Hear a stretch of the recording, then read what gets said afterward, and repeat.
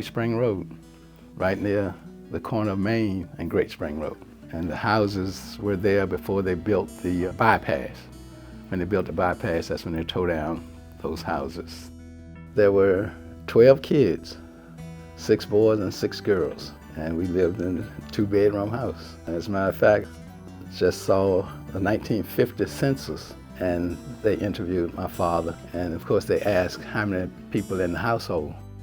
There were 11 kids in the house, and we also had a niece.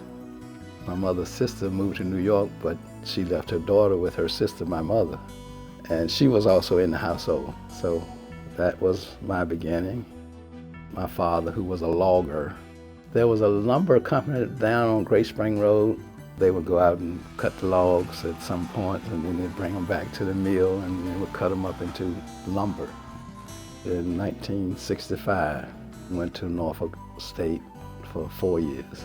Ended up in healthcare finance, healthcare administration finance at Howard University Hospital and College of Medicine. In high school, they had this program where they would take kids up to the Valley of Connecticut to work in tobacco fields. And I was 15 at the time that I went in. My first year was 1961. This is the Connecticut River Valley, USA. The person who started that was a supervisor in our Wight school system.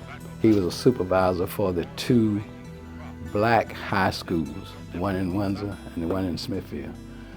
And it was 80 boys, and 60 girls would come up 2 weeks after the boys, because the tobacco had to get to a certain height for the girls to do what they were asked to do. And it was cigar wrapping tobacco. It was considered a very sensitive type tobacco, and they treated it very delicately. And the fields were covered, the top and the sides and both ends were covered in a cheesecloth type material.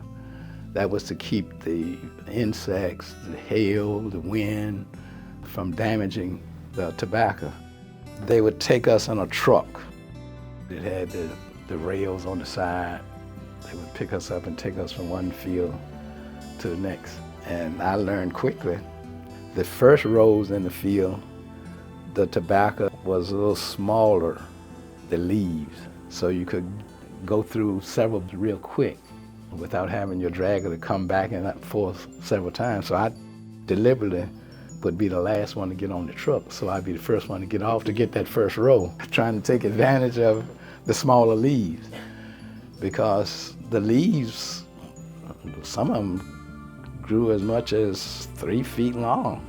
They would not allow us to use hoes to cut the weeds. We had to sit on our butts and scoop down the row and use our hands and pull the weeds up on both sides, and then pull the dirt up in each plant on each side as you went down the row.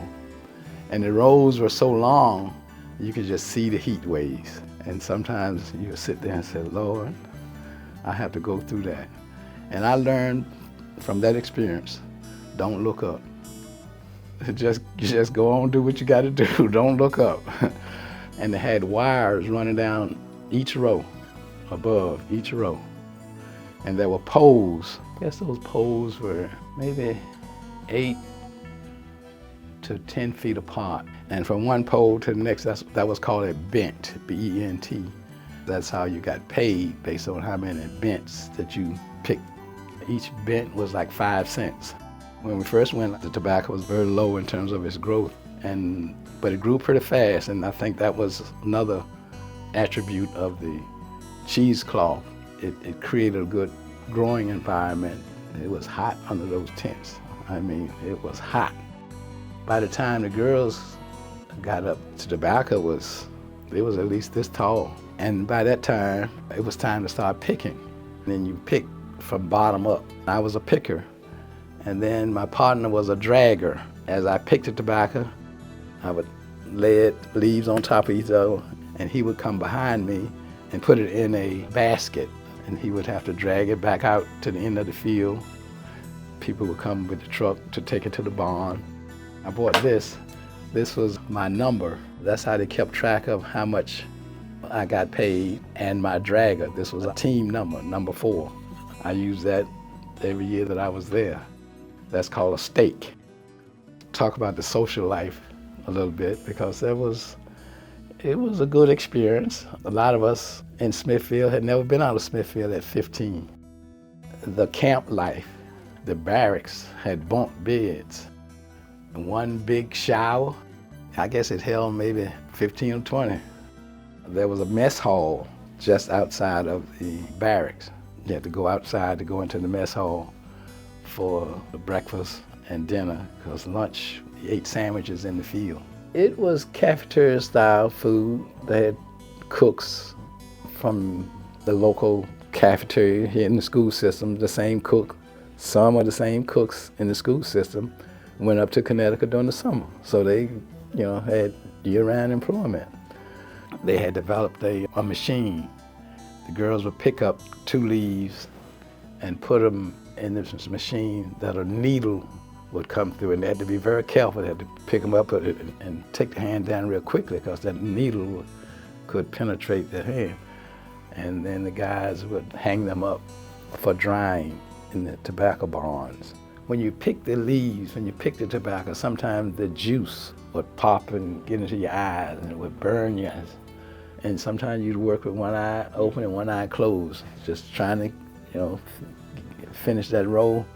And the tar that got on your fingers was black. And that stayed on you about 2-3 weeks after you got back home, before you were able to get your fingers back to normal, to get that tar off your fingers. We did have some social hours while we were there. They took us shopping in Springfield. We'd go to the movies. And that's the first thing I realized, see, here in Smithfield, the blacks had to sit up in the balcony, and you had to go in on the side door in the alley, and you couldn't go through the front door. But in Connecticut, first thing I realized, we went through the front door, and just like anything else.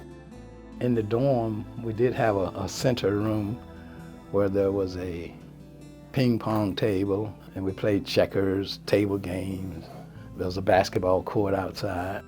We went to church, went to a Methodist church. We had to walk to church if you wanted to go. I did. I went to the Methodist church, and that was interesting. They accepted us with open arms. I went 7 years, 2 years into college, because I couldn't find a job. In those 7 years, I was promoted to, first was to work in the kitchen with the cooks, and then I also became a field supervisor. There was no work here in Smithfield, so that was the best I could do at the time. The happiest time was at the end of the season, and when it was the day to come home. And to hear those trailway buses come down that dirt road to take us home. And we'd be cheering and jumping up and down, clapping. It was, looking forward to coming home. That was the happiest time. But I don't regret it at all. It really taught me a lot.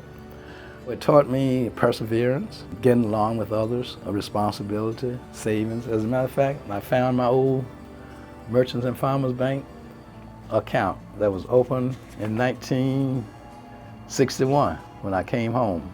I put money into this account, and it goes back a few years, and I was able to keep that as a reminder. And I heard stories of some of the kids who sent their money home, and by the time they got home, it was gone. It was some dirty work, but I do not regret the experience at all.